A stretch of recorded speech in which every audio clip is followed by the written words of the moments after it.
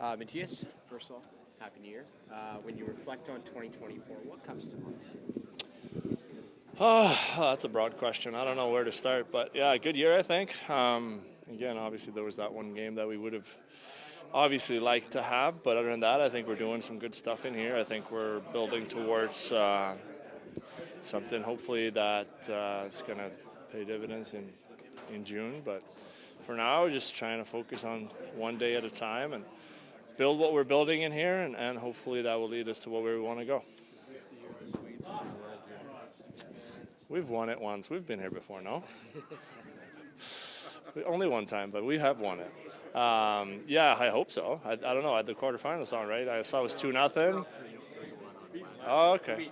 They beat that. Okay, well, that's good. We're usually in the top 4 at least. So we'll see. It's tough, right? Like, it's short tournament, and you gotta be clicking when the big games come around. They were close last year. They're obviously in the finals, but we'll see if they can do it this year. It's been a few years, so hopefully we can. Do fans get too wrapped up with the fact that these are just still teenagers playing? I mean, they're not pros, so when they make mistakes, but reflecting back, they're still teenagers. Yeah,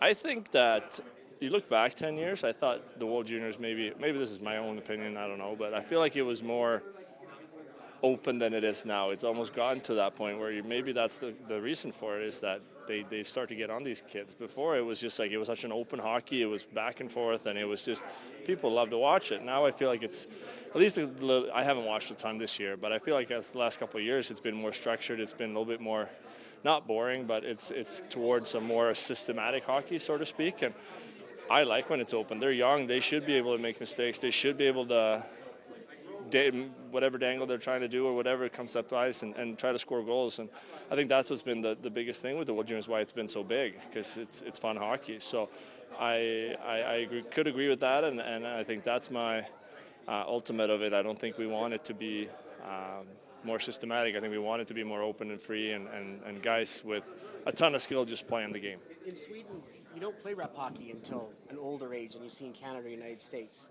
Do you think that plays well? Do you think that's a better system that you have in Sweden? Really hard question. I don't know. I think that there's pros and cons to both systems for sure. I've been in the U.S. for a long time and was in the South, so I haven't really that's not maybe the big hockey market for youth hockey. But when I came here, it was a bit of an eye opener how early you start. Tearing teams and kind of selecting teams and camps and all this stuff. So it really starts early here, and I know it's not as early in Sweden. So, you can look at it any other way you want. Like some of the top players are obviously from Canada. We have some good ones from Sweden too. But at the end of the day, I think we want to keep as many kids in the game as long as possible. And I hope that the tiering and the early, elite going for it, so to speak, and don't make us lose guys along the way, and girls obviously. So it's hard for me to say. I don't know the systems of the different countries to a T, but I do think that their hockey has a bit of a mountain to climb there where it comes to keeping kids in the game and not selecting too early. Young players, so you got one over here in Emberson. Can you take us back to what was going through your head when you had 65 games in and you're trying to keep a job on a team, and you haven't even played in every building probably yet? What do you think it's like being that player? What do you remember?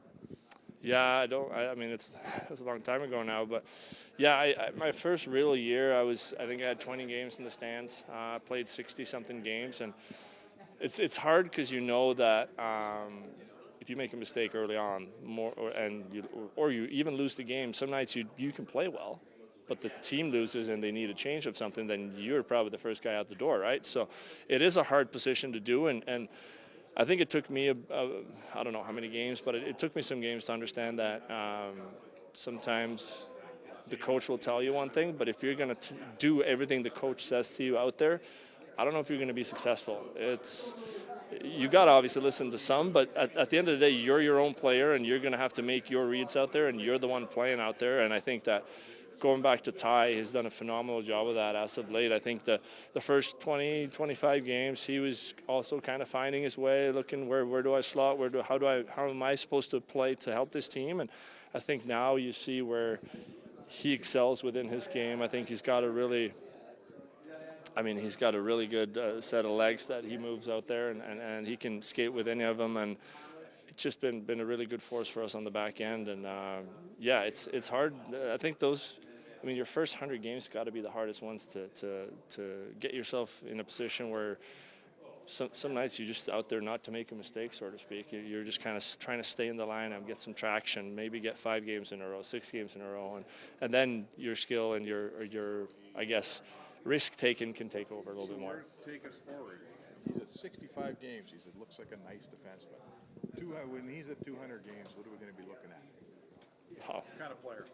I think the sky's the limit for him. I haven't seen his full offensive potential yet, and I think he's just in that position now where he's about to trust his defensive system and his defensive reads to the point where he can start joining the rush. And I think we've seen that more and more. I think it's an open net goal. I get that, but it was a really nice pass of him, and he could have just flipped that out, take a change, and call it a day. But he made a move and held on to the puck, found Leon, and game over, right? So I think it's a really hard question for me to answer. I do think that the biggest thing today for a defenseman, you have to be able to skate, and I think that he does that really well. And with that, it's hard for me to tell where his offensive abilities lies, because obviously that's a big part of it too. So I think as a defensive defenseman, he's got all the tools in the world to be a top defensive defenseman in this league for years to come.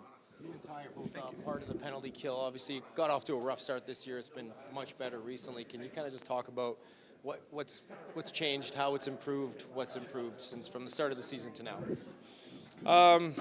I think it's a 5-man unit out there. I think the goaltenders are included. I think us as a D pair. I think the forwards are in there. It's little details at the end of the day. I think it's funny when you roll in as a penalty kill. Usually those little details, those little bounces, they go your way, and when it's not, it definitely doesn't go your way. So I think kudos to us. We've turned it around a little bit, and I think we're trusting our reads a little bit more. I think obviously we're getting great goaltending, a big part of it.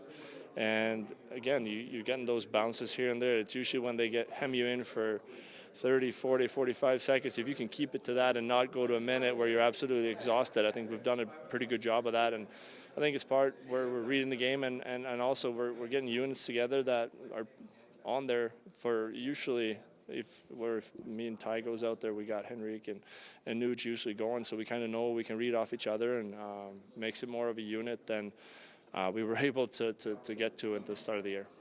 Wasn't the result you wanted, but you guys get another crack at Anaheim right away here? Yeah, they're a good team. I mean, they work hard, and they got some skill up front. So we obviously need to rebound from that game. But I think that last game we played a lot better brand of hockey, and obviously we came out of a break, and it was a back-to-back. Not to find any excuses, but hopefully now with a couple days rest, we could be ready to go tomorrow.